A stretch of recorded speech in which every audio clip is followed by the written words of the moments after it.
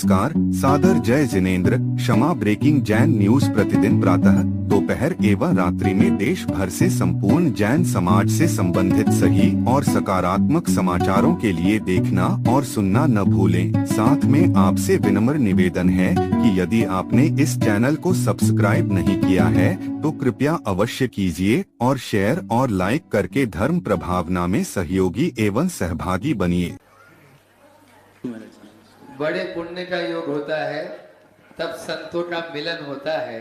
और आज गोर झामर में वह आप लोगों ने ऐसा पुण्य कमाया कि वहाँ तीन महाराज जी यहाँ पहले से विराजित थे और पूज्य गुरुवर का पूरा संघ यहाँ पर आया और वह अद्भुत लहर आज गोर झामर में देखने को आप लोगों को प्रातःकाल की बेला में मिली। निश्चित रूप से यह पुण्य उदय से ही होता है। उसमें भी जिन्होंने अयोग्य को छोड़ दिया और योग्य को अपना लिया, ऐसे योग्य सागर जी महाराज के चरणों में अपन चलते हैं। उनकी अपनी कोई शंका नहीं, वे तो निशंक हैं, लेकिन अपनी शंका के माध्यम से आप सबको लाभान्वित कर रहे हैं। परम पूज्य आचार्य भगवान विशुद्ध सागर मुनि महाराज की, परम पूज्य आचार्य विद्यासागर महाराज की, परम पूज्य प्रमाण सागर महाराज, संधान सागर जी, प्रसम सागर जी, प्रणय सागर महाराज की। पूज्य मुनिश्री से यही प्रश्न है कि आजकल की युवा पीढ़ी अपना धर्म और कर्तव्य भूलकर पाश्चात्य संस्कृति को अपना रही है।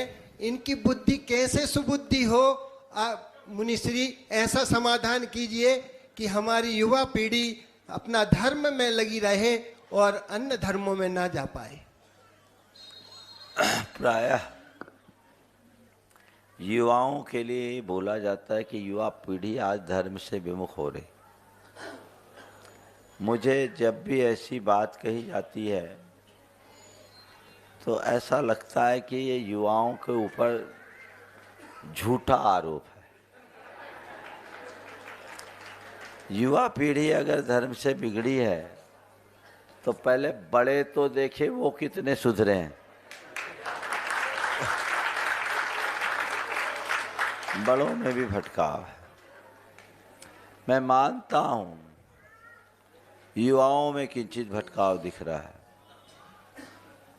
लेकिन इस भटकाव का जिम्मेदार केवल युवा नहीं है, उसके पीछे हमारे समाज के बड़े बुजुर्ग भी हैं।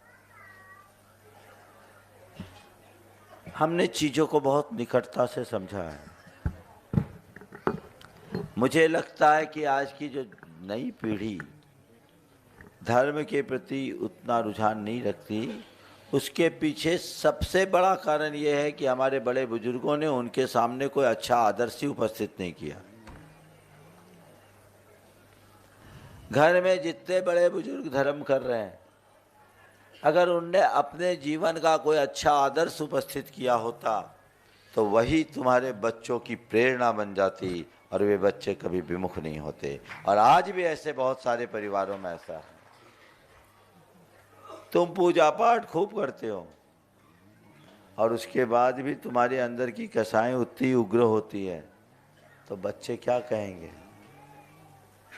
तुम बच्चों को मंदिर जाने के लिए कहते हो, पर तुम्हारे मंदिर जाने के बाद भी तुम्हारे अंदर कोई आकर्षण नहीं उत्पन्न हुआ तो वो क्या जानेगा? मैंने कई लोगों से बात किया, इसलिए मैं बड़ों से कहता हूँ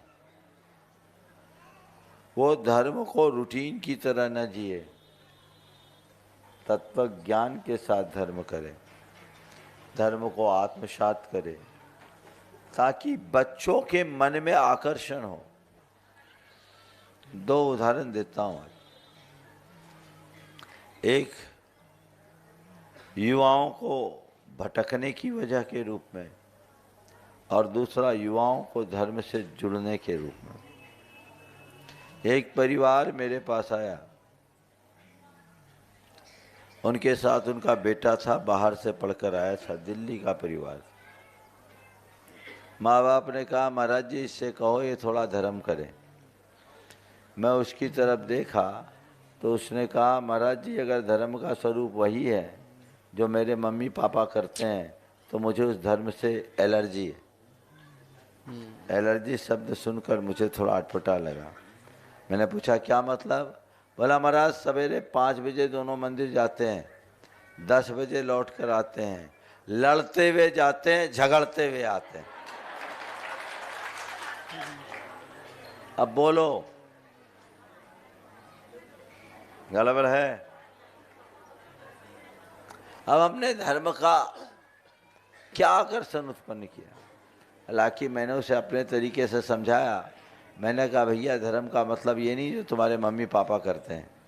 असली धर्म तो अपने नेगेटिव इमोशंस को कंट्रोल करना, अपने बैड हैबिट्स को ठीक करना। लेकिन ये चीज़ें, और एक दूसरा उदाहरण, 2 भाई, एक IITian एक IIM अहमदाबाद से, दोनों मल्टीनेशनल कंपनीज में काम करने वाले, और दोनों ने रात्रि भोजन छोड़ा सो छोड़ा, बाजार का पापड़ भी नहीं खाते। मैंने कहा ये परिवर्तन तुम लोगों में कैसा है?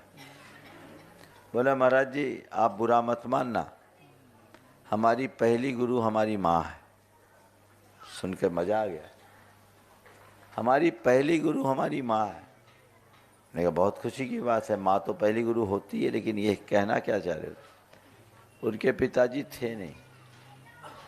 माँ विधवा अवस्था में टीचिंग करके बच्चों को पढ़ाई। बच्चे होशियार थे और खुद माँ व्रती थी, पर उसने बच्चों को कभी नहीं रोका।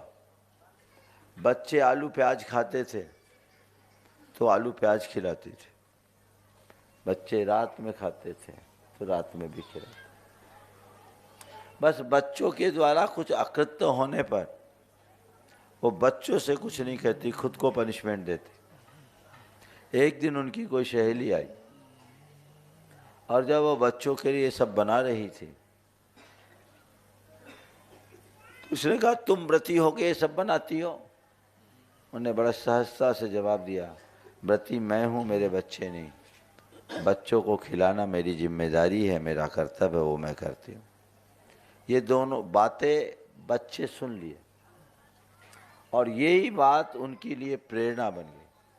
दोनों भाइयों ने आपस में सलाह किया, हमारी माँ इतनी पवित्र आत्मा जो कभी गुस्सा नहीं करती, कभी खींच नहीं करती और हम लोगों के लिए सब काम आगे से बढ़कर आगे करती, वो खुद व्रती है, लेकिन हमारी शौक के लिए माँ को वो सब बनाना पड़े जो माँ नहीं चाहती, ये उचित नहीं। हम अपनी माँ को चाहते हैं तो अब हम वही चाहेंगे जो माँ चाहती है। दोनों आकर के माँ के पास गए, बोले माँ आज से हमारा और आपका खाना एक बनेगा, अलग अलग नहीं बनेगा, और जो आप खाओगे वही हम खाएंगे। ये प्रेरणा है। काश ऐसी प्रेरणा जगाएं तो जीवन में बदलाव आए। हालांकि युवा पीढ़ी फिर इससे फूले नहीं कि महाराज ने तो आज सबकी क्लास लगा दी। युवाओं से मैं कहना चाहूँगा, अपने जीवन में स्थिरता लाना चाहते हो, धर्म से जुड़ो। धर्म कोई क्रिया नहीं, जीवन को स्थिरता प्रदान करने का आधार है। आज सब कुछ अनसेटल्ड है, उसमें अगर अपने आप को सेटल रखना चाहते हो तो धर्म को जुड़ो, धर्म से जुड़ो, धर्म को समझो। और अगर शुरू से धर्म को ठीक तरीके से समझ लिए तो किसी भी प्रकार का भटकाव नहीं हो सकता। चलते हैं जो रोहित से बने हैं प्रणयी सागर जी महाराज, मुनि प्रणयी सागर जी महाराज के चरणों में, वे भी अपनी शंका के माध्यम से आप सबको समाधान में अवगाहित करने का अवसर प्रदान करेंगे। प्रणयी सागर जी महाराज। नमोस्तु महाराज जी। हमारा एक प्रश्न है कि जैसे आजकल बुंदेलखंड में देखा जा रहा है कि सब लोग पूजा पाठ करने आते हैं, गुरुओं को आहार दान देने आते हैं, तो ये 16 पहनकर गाड़ी में बैठकर चले आते हैं। तो क्या ये आगम हमारी जिनवाणी की में ऐसा लिखा है, ये उचित है कि अनुचित है? अगर ये श्रावक ऐसा करेंगे। ओम ओम ओम तो इनकी क्या गति होगी?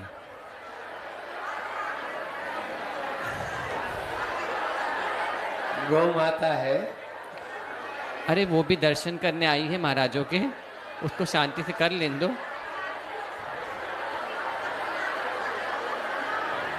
ओम बोलो महाराज। हाँ ओम। जो आजकल श्रावक लोग हाँ समझ गया। तो इनकी क्या गति होगी, और ये जिनवाड़ी में अपने हिसाब से क्या अपन मुनियों को क्या करना चाहिए इनके लिए? देखो, गाड़ी पर बैठकर चला हुआ सोला नहीं होता,